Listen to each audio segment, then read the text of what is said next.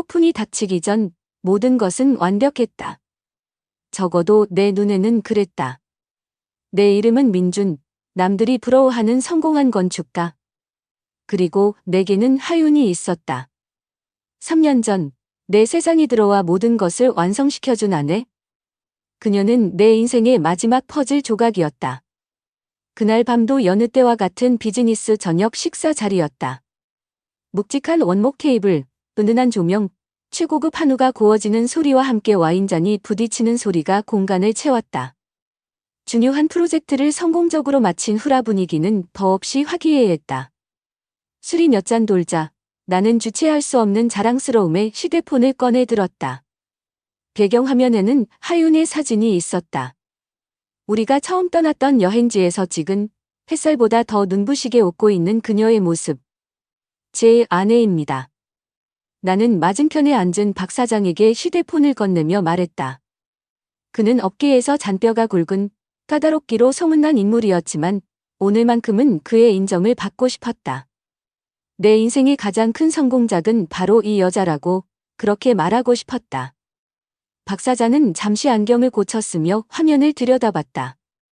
그리고 그 순간 모든 것이 미세하게 틀어졌다. 그의 얼굴에 스쳐 지나간 것은 단순한 놀라움이 아니었다. 나는 봤다. 그의 눈이 가늘어지고 입가가 경미하게 굳어지는 것을. 마치 예상치 못한 요령이라도 본 사람처럼 혹은 더러운 비밀을 마주한 사람처럼. 그건 2초도 안 되는 찰나였지만 내게는 영원처럼 길게 느껴졌다. 그는 황급히 표정을 수습하며 어색한 미소를 지었다. 아, 참 아름다우신 분이네요, 민준 씨. 목소리는 평소처럼 중후했지만 그 안에는 미세한 떨림이 있었다. 칭찬의 말이었지만 어쩐지 그 말은 공허하게 울렸다. 마치 외워둔 대사를 읊은 배우처럼. 나는 애써 웃으며 휴대폰을 돌려받았다. 심장이 이유 없이 쿵쾅거렸다. 사람을 잘못 봤겠지. 그래, 하윤이처럼 아름다운 사람은 흔치 않으니까 닮은 사람을 알 수도 있지. 나는 스스로를 다독였다. 원리 원칙을 중요시하는 내 성격이 또 과민반응하는 것이라고 치부하려 했다. 하지만 한번 피어오른 의심의 씨앗은 끈질기게 머릿속을 파고들었다. 그날 밤 식사 자리가 어떻게 끝났는지 기억나지 않는다. 머릿속에는 오직 박 사장이 그 기묘한 표정만이 반복해서 재생될 뿐이었다. 집으로 돌아오는 차 안, 도시의 불빛들이 흐릿하게 번져나갔다. 그때 휴대폰이 울렸다. 하윤이었다. 민준 씨, 아직 안 끝났어? 보고 싶네. 그녀의 목소리는 언제나처럼 달콤하고 부드러웠다. 내 마음속의 불안감을 녹여버릴 듯한 따스함. 하지만 오늘따라 그 다정함이 어딘가 어색하게 느껴졌다. 거의 다 왔어. 당신은? 나도 이제 막 친구들이랑 헤어졌어. 아, 맞다. 이번 주말에 동료들이랑 골프 약속 잡혔어. 괜찮지? 골프? 이상했다. 하윤은 햇볕 아래에서 하는 운동이라면 질색하는 사람이었다. 그녀의 하얀 피부가 타는 것을 경적으로 싫어했으니까. 하지만 나는 아무것도 묻지 않았다. 그래? 알았어. 재미있게 놀다 와. 내 목소리는 내가 듣기에도 어색하게 평온했다. 이 작은 거짓말. 어쩌면 거짓말이 아닐 수도 있는 사소한 변화. 하지만 박 사장의 얼굴과 덮쳐지면서 그것은 더 이상 사소하게 느껴지지 않았다. 그날 밤 나는 잠을 이룰 수 없었다. 침대에 누워 옆에서 새근새근 잠든 하윤을 바라보았다. 천사 같은 얼굴. 내가 사랑하는 아내? 하지만 눈을 감으면 어김없이 박 사장의 얼굴이 떠올랐다. 놀라움, 당혹감, 그리고 연민. 그래, 그의 눈빛에는 분명 연민이 섞여 있었다. 마치 무언가 안타까운 비밀을 알고 있다는 듯한 그런 눈빛. 왜였을까? 그는 대체 내 아내의 사진을 보고 무슨 생각을 한 걸까? 단순한 착각일까? 아니면 내가 결코 알아서는 안 될 무언가가 존재하는 걸까? 완벽하다고 믿었던 내 결혼 생활에 보이지 않는 균열이 가기 시작했다. 아주 작고 미세해서 나조차도 확신할 수 없는, 그러나 분명히 존재하는 첫 번째 균열이었다. 나는 알아야만 했다. 그저 기분 탓으로, 피곤함으로 넘겨버리기엔 박 사장이 그 표정은 너무나도 생생했다. 그 불안감은 내 심장을 옥죄며 결코 잠들지 못하게 만들었다. 밤새 뒤척이던 불안감은 아침이 되자 차가운 결심으로 굳어졌다. 어둠 속에서 부풀어 오르던 의심은 이제 무시할 수 없는 실체가 되어 내 심장을 옥죄고 있었다. 이대로는 안 된다. 확인해야만 했다. 사무실에 도착했지만 눈앞의 설계도면은 머릿속에 들어오지 않았다. 온 신경은 휴대폰 연락처에 저장된 박 사장이라는 세 글자에 쏠려 있었다. 몇 번이고 통화 버튼 위에서 손가락을 망설였다. 이 전화 한 통이 내 완벽한 세계에 어떤 파장을 불러일으킬지 두려웠다. 하지만 모르는 채로 살아가는 것은 더 큰 지옥일 것 같았다. 나는 깊은 숨을 들이마시고 마침내 통화 버튼을 눌렀다. 신호음이 몇 번 울린 뒤 익숙한 중저음의 목소리가 들려왔다. 여보세요. 박 사장님, 저 민준입니다. 이른 아침부터 죄송합니다. 수화기 너머로 순간적인 침묵이 흘렀다. 그 짧은 정적이 마치 그의 당혹감을 대변하는 것 같았다. 아, 민준 씨, 무슨 일인가? 이른 시간에. 박 사장의 목소리는 애써 태연함을 가장하고 있었다. 어젯밤 일 때문에요. 나는 곧장 본론으로 들어갔다. 혹시 제가 뭐 실수한 거라도 있습니까? 아닐세. 그런 거 아니야? 내가 어제 술이 좀 과했나 보네. 사람을 잘못 본 모양이야. 신경 쓰지 말게. 그의 부인은 너무나 빠르고 단호했다. 오히려 그렇기에 더 의심스러웠다. 나는 눈을 감았다. 어젯밤 그의 얼굴에 스쳤던 그 복잡미누한 표정이 다시 떠올랐다. 여기서 물러설 수 없었다. 사장님. 내 목소리가 나도 모르게 낮게 딸렸다. 어젯밤 사장님 표정은 사람을 잘못 본 표정이 아니었습니다. 마치 오래전에 잃어버린 유령이라도 본 듯한 얼굴이셨습니다. 수화기 너머로 다시 한번 침묵이 찾아왔다. 이번에는 훨씬 더 길고 무거운 침묵이었다. 마침내 그가 깊은 한숨을 내쉬는 소리가 들렸다. 체념과 피로가 섞인 소리. 민준 씨. 그의 목소리는 아까보다 훨씬 더 지쳐 있었다. 모르는 게 약일 때도 있는 법이야? 젊은 사람이 왜 긁어 부스럼을 만들려고 하나? 알려주십시오, 사장님. 부탁드립니다. 그는 잠시 망설이는 듯했다.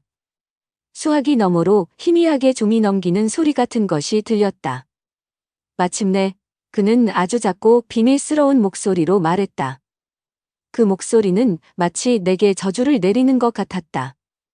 정녕 사실을 알아야겠다면? 엘리시안 호텔에 한번 가보게. 그들의 VIP 행사에 대해서 말이야. 그 말을 끝으로 그는 일방적으로 전화를 끊었다. 또. 규칙적으로 반복되는 단절음이 내 뇌리를 파고들었다. 엘리시안 호텔. 도시에서 가장 호화롭고 가장 비밀스러운 곳, VVIP가 아니면 이름조차 올리기 힘든 철저히 베일에 쌓인 공간. 내 아내 하윤이가 그런 곳과 대체 무슨 상관이란 말인가? 머릿속이 하얗게 비어버리는 느낌이었다. 심장이 미친 듯이 뛰기 시작했다. 한편으로는 말도 안 돼, 박 사장이 노만이 났거나 나를 놀리는 걸 거야 라고 외치고 있었다. 하지만 다른 한편에서는 그동안 하윤에게서 느꼈던 아주 사소한 위화감들이 하나둘씩 퍼즐 조각처럼 맞춰지기 시작했다. 그녀가 가끔 보여주던 평범한 전직 승무원이라고는 믿기 힘든 상류층의 문화에 대한 해박한 지식. 그리고 이유 없이 비어있던 주말들. 아니야. 아닐 거야. 나는 이 끔찍한 상상을 떨쳐내기 위해 머리를 흔들었다. 나는 자리를 박차고 일어났다. 하윤에게 따지기 위해서가 아니었다. 내 사랑하는 아내가 그런 말도 안 되는 의심을 받고 있다는 사실을 내 눈으로 직접 확인하고 이 모든 것이 오해였음을 증명하기 위해서였다. 그래, 나는 그곳에 가서 아무것도 없다는 것을 확인하고 박 사장이 헛소리를 비웃으며 집으로 돌아갈 것이다. 그리고 하윤에게 오늘 있었던 이 어처구니없는 해프닝을 이야기하며 함께 웃을 것이다. 반드시 그래야만 했다. 나는 거의 이성을 잃은 채 차를 몰았다. 내적 갈등으로 머릿속은 퍼져나갈 것 같았다. 한 손에는 아내에 대한 굳건한 믿음을, 다른 한 손에는 심장을 파고드는 날카로운 의심을 쥔 채 엘리시안 호텔로 향했다. 얼마나 달렸을까? 마침내 내 눈앞에 그곳이 나타났다. 사진으로만 보던 것보다 훨씬 더 압도적이고 위압적인 모습이었다. 거대한 황동으로 만들어진 정문은 마치 다른 세계로 통하는 관문처럼 느껴졌다. 그 문을 지키는 직원들의 날카로운 눈빛은 모든 입안인을 경계하고 있었다. 나는 차를 멈추고 한동안 그저 멍하니 그곳을 바라보았다. 심장이 차갑게 식어내리는 기분이었다. 저 문 너머에 무엇이 기다리고 있든 한번 발을 들이면 내 완벽했던 삶은 다시는 예전으로 돌아갈 수 없을지도 모른다는 강한 예감이 들었다. 나는 마른 침을 삼키며 차 문 손잡이에 천천히 손을 올렸다. 묵직한 황동 문을 밀고 안으로 들어서자 바깥 세상과는 전혀 다른 공기가 나를 감쌌다. 눈이 멀 듯한 샹들리에의 불빛, 대리석 바닥에 울리는 나지막한 구두 소리, 공기 중이 떠다니는 비싼 향수와 위스키 냄새. 모든 것이 완벽하게 조율된 현실감 없는 세계였다. 나는 이질적인 존재가 되어 로비 한가운데에 서 있었다. 내가 있을 곳이 아니었다. 마치 자석에 이끌리듯 나는 로비 구석에 자리한 마호가니 발을 향해 걸어갔다. 수십 년은 좋게 되어 보이는 이 호텔의 모든 비밀을 알고 있을 것 같은 얼굴을 한 바텐더가 조용히 잔을 닦고 있었다. 나는 떨리는 손으로 바의자를 끌어당겨 앉았다. 무엇으로 드릴까요? 그의 목소리는 낮고 차분했다. 나는 아무거나 상관없다는 듯 가장 비싼 위스키를 주문했다. 그가 술을 준비하는 동안 나는 휴대폰을 꺼내 하윤의 사진을 화면에 띄웠다. 우리가 여행지에서 찍었던 세상에서 가장 행복해 보이는 미소를 짓고 있는 사진이었다. 실례합니다만 혹시 이 여성을 아십니까? 여기서 일했다고 들어서요. 바텐더는 내 휴대폰을 흘끗 쳐다보았다. 그의 눈은 사진 속 하윤의 얼굴에 아주 잠시 머물렀다가 이내 내 얼굴로 향했다. 그의 눈빛에는 어떤 감정도 담겨 있지 않았다. 그는 그저 기계적으로 고개를 저을 뿐이었다. 죄송합니다, 손님. 처음 뵙는 분입니다. 그의 대답은 너무나 빠르고 너무나 사무적이었다. 심장이 쿵 하고 내려앉았다. 역시 박 사장이 착각이었을까? 아니면 이 남자도 무언가를 숨기고 있는 걸까? 포기할 수 없었다. 나는 스크롤을 내려 다른 사진을 찾아냈다. 우리의 결혼식 사진. 순백이 웨딩드레스를 입고 내 옆에서 세상을 다 가진 듯 웃고 있는 하윤의 모습. 그럼 이 사진은 어떻습니까? 내 목소리는 거의 애원에 가까웠다. 바텐더의 시선이 다시 한번 화면에 고정되었다. 이번에는 그의 눈빛이 미세하게 흔들렸다. 그는 사진 소디 하윤과 그 옆에 서 있는 초라한 나를 번갈아 보았다. 그의 얼굴에 스쳐 지나간 것은 명백한 동정, 그리고 연민이었다. 그는 길고 깊은 한숨을 내쉬었다. 마치 무거운 비밀의 무게를 감당하지 못하겠다는 듯이. 그는 몸을 숙여 내게로 가까이 다가왔다. 그의 목소리는 주변의 소음에 묻힐 만큼 작았지만 내 귀에는 천둥처럼 크게 울렸다. 손님. 여긴 그런 걸 묻는 곳이 아닙니다만 그분을 찾으시는 거라면 제대로 찾아오신 건 맞습니다. 나는 숨을 삼켰다. 그분은 여기서 일한 게 아닙니다. 직원 연구 어디에도 그분 이름은 없을 겁니다. 바텐더는 말을 이었다. 여기서 그분은 꾀꼬리라고 불렸습니다. 꾀꼬리. 그 생소한 단어가 내 머리를 쳤다. 꾀꼬리라니요. 그게 무슨... VIP 컴패니언. 손님들이 그렇게 불렀죠. 바텐더의 목소리는 건조했다. 이 호텔의 최상위 고객들만을 상대하는 전설 같은 존재였습니다. 아무나 만날 수 있는 사람이 아니었죠. 그러다 한 3년 전쯤 됐을 겁니다. 어느 날 갑자기 연기처럼 사라졌습니다. 은퇴했다는 소문만 무성했죠. 3년 전 정확히 나와 하윤이가 처음 만났던 시기였다. 온몸에 피가 차갑게 식는 것 같았다. 내가 알던 하윤의 과거, 전직 승무원이라는 그 이야기는 전부 거짓이었단 말인가? 내 결혼 생활 전체가 거대한 사기극이었단 말인가? 머리가 터질 것 같았다. 내가 무너지는 모습을 보였는지 바텐더는 다시 한번 측은한 눈빛으로 나를 바라보며 마지막 결정타를 날렸다. 그녀가 늘 목에 걸고 다니던 은색 로켓이 있었죠. 은색 로켓. 그 말을 듣는 순간 심장이 멎는 듯했다. 물론 알고 있었다. 하윤은 잠자리에 들 때조차 그 작은 은색 로켓 목걸이를 풀지 않았다. 돌아가신 어머니의 유품이라며 자신의 가장 소중한 보물이라고 했었다. 어머니의 유품이라고 했던가? 바텐더가 읊조렸다. 정말 그런지는? 직접 한번 물어보시죠. 더 이상 그곳에 앉아 있을 수 없었다. 나는 주문한 술에 입도 대지 않은 채 자리에서 일어났다. 비틀거리는 걸음으로 호텔을 빠져나왔다. 화려했던 로비는 이제 역겹고 추악한 괴물의 아가리처럼 보였다. 웃고 떠드는 사람들의 모습은 죽은 자의 살을 파먹는 하이에나 떼 같았다. 나는 바보였다. 완벽한 바보. 거짓으로 쌓아 올린 모래성 위에서 그것이 영원할 것이라 믿었던 찬치였다. 꾀꼬리라는 이름과 은색 로켓의 비밀이 내 머릿속을 헤집어 놓았다. 이 모든 것이 끔찍한 진실일까? 아니면 내가 상상할 수도 없는 더 정교하게 짜인 또 다른 거짓의 일부일까? 이제 남은 길은 단 하나뿐이었다. 내 눈으로 직접 확인하는 것, 그녀의 모든 거짓말을 내 눈앞에서 목격하는 것, 바텐더의 말이 머릿속을 헤집어 놓았다. 꾀꼬리, VIP 컴패니언, 그리고 은색 로켓. 더 이상 추측과 남의 말에 기댈 수는 없었다. 이제 남은 길은 단 하나뿐이었다. 내 눈으로 직접 확인하는 것, 그녀의 모든 거짓말을 내 눈앞에서 목격하는 것. 며칠 뒤, 하윤은 어김없이 골프 모임을 갈 채비를 했다. 평소보다 더 공들여 화장을 하고 몸에 딱 붙는 우아한 원피스를 입었다.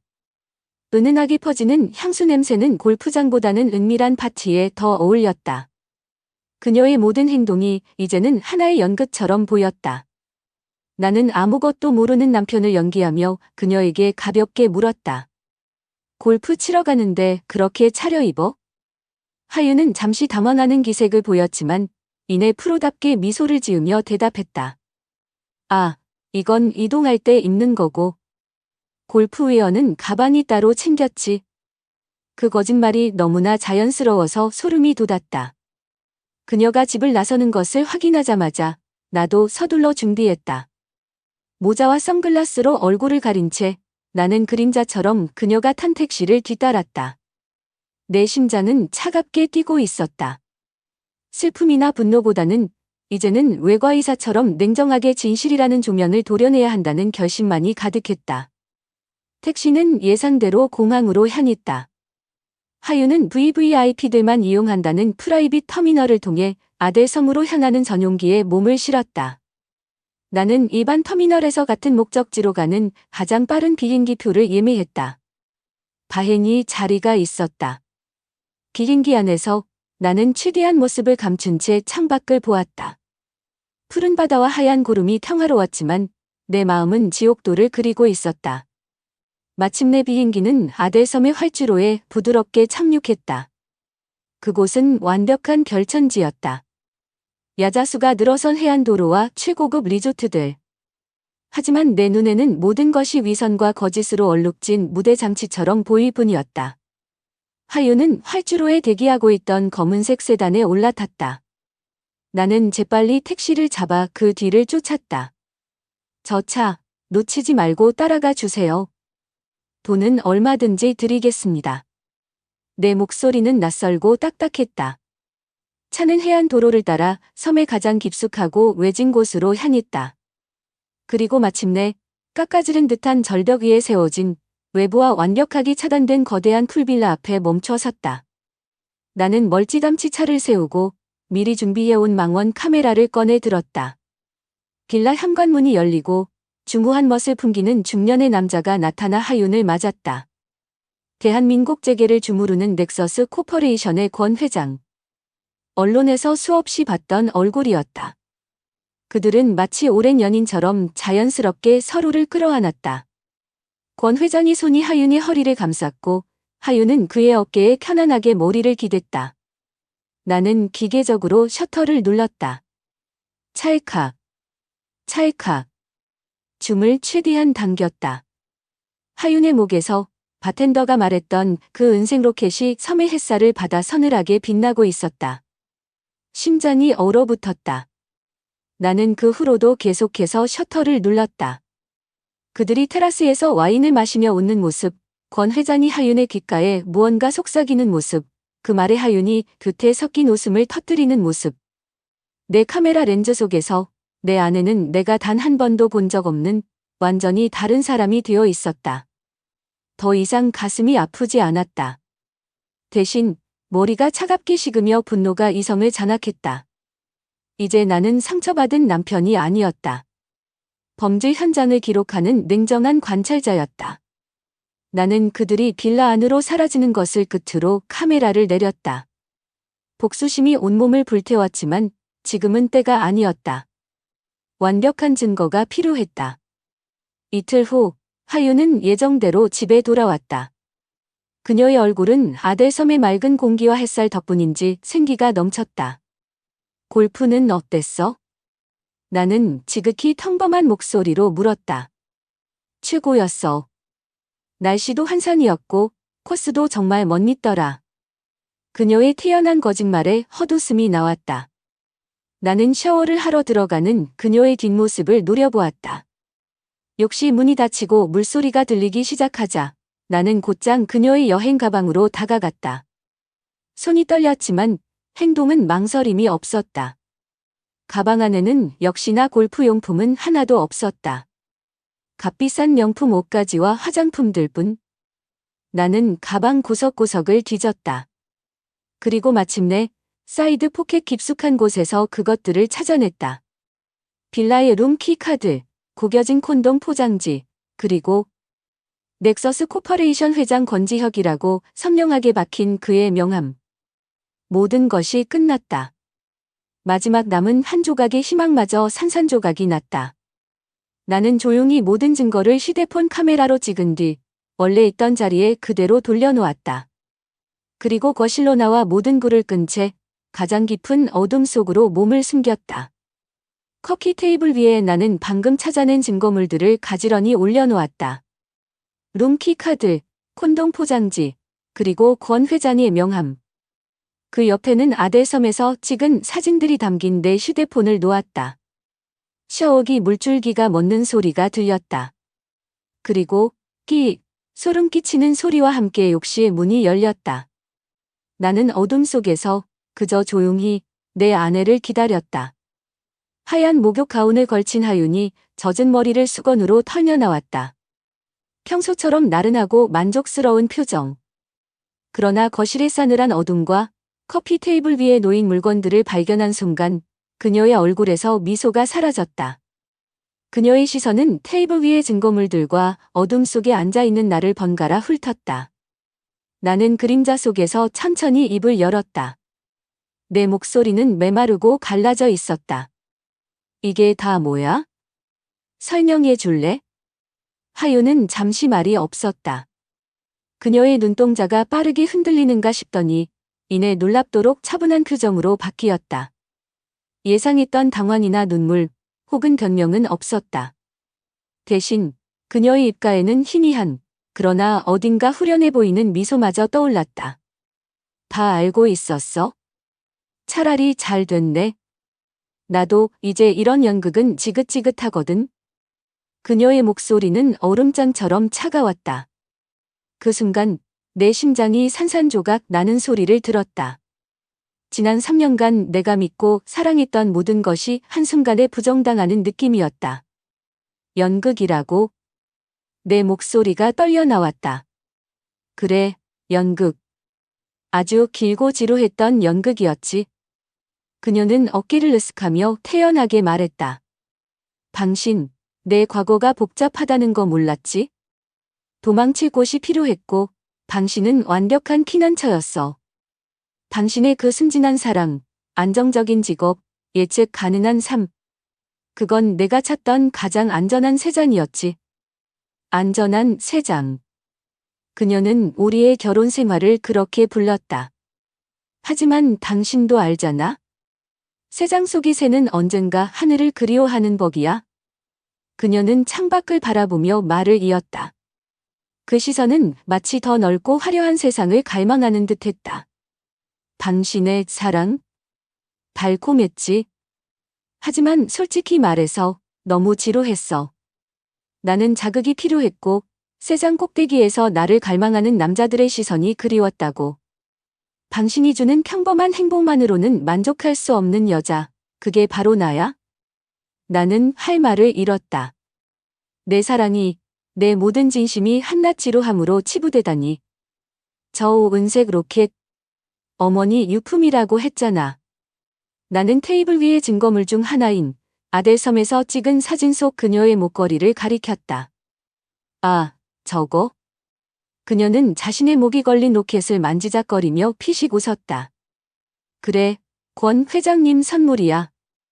그분은 과거에도, 그리고 지금도 나를 지켜주시는 분이고, 당신이 준 그 어떤 다이아몬드보다 이게 내게는 더 가치 있어. 왜냐고? 이건 힘의 상징이니까. 당신 같은 평범한 남자는 절대 가질 수 없는 그런 힘 말이야. 그녀의 모든 자백은 칼날이 되어 내 심장을 난도질했다. 사랑, 믿음, 추억. 모든 것이 거짓이었다. 나는 철저히 이용당한 바보였다. 그럼 처음부터 전부 계획이었던 거야? 절망적인 목소리가 새어나왔다. 계획까지는 아니었어. 그녀는 잠시 생각하더니 말했다. 하지만 당신을 만났을 때 당신 눈 속에서 내 안전한 미래를 봤지. 그리고 당신은 내 기대를 저버리지 않았고 덕분에 3년 동안은 편안하게 지냈으니 고맙다고 해야 하나? 그녀의 말에는 한치의 죄책감도 미안함도 없었다. 오직 냉소와 조롱만이 가득했다. 나는 더 이상 참을 수 없었다. 이 여자와 단 하루도 더 같은 하늘 아래에서 숨 쉴 수 없었다. 우리 이혼하자. 내 입에서 나온 말이었지만 마치 다른 사람의 목소리처럼 낯설게 들렸다.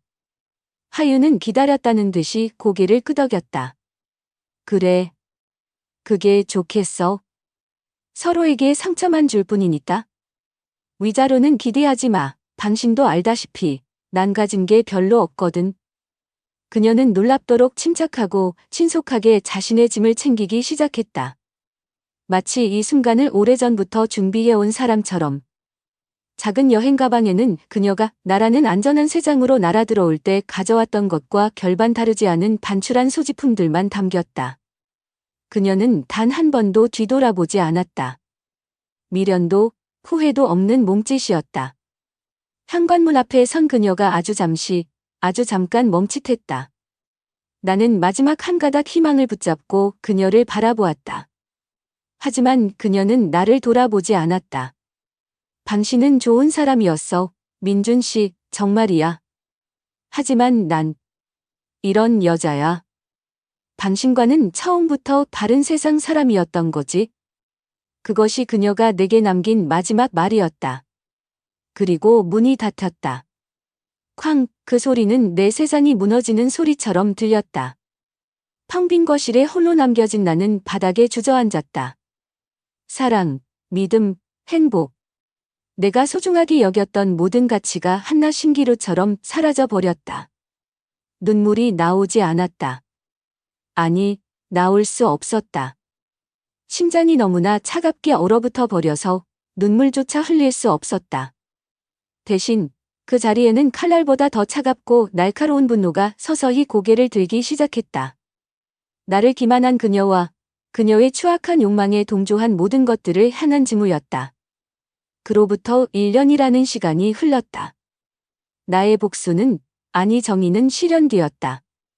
길고 지루했던 법정 다툼 끝에 나는 승소했다. 권 회장은 넥서스 코퍼레이션 회장직에서 불명예스럽게 해임되었고, 한때 철옹성 같았던 그의 제국은 세간의 조롱과 비난 속에 힘없이 휘청거렸다. 추악한 스캔들은 꼬리표처럼 그를 따라다녔고, 그는 재계에서 사실상 퇴출당한 것이나 다름없었다.